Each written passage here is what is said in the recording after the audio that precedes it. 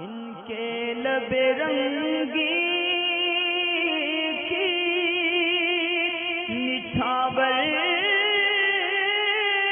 تھی کہ جس نے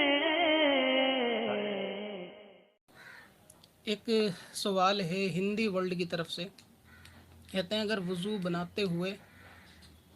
مغرب کی اذان شروع ہو جائے تو کیا وضو کنٹینیو رکھ سکتے ہیں یا روک دیں؟ پلیز اس کا رپلائی کریں۔ اگر وضو بناتے وقت، اگر سب سے پہلے ہندی ورلڈ جو نام آیا ای میل کے اوپر سوال کرتے وقت آپ جو ہے اپنا نام بھی درج کیا کریں، مطلب یہ کہ آپ کا نام اور سٹی کا نام، کہ میرا نام یہ ہے، میں اس سٹی سے ہوں، تو اس کے بعد آپ سوال کریں۔ آئی ڈی چاہیں آپ کی جو بھی ہو، ہندی ورلڈ ہو یا انگلش ورلڈ ہو، لیکن نام اس کے اندر مینشن کریں۔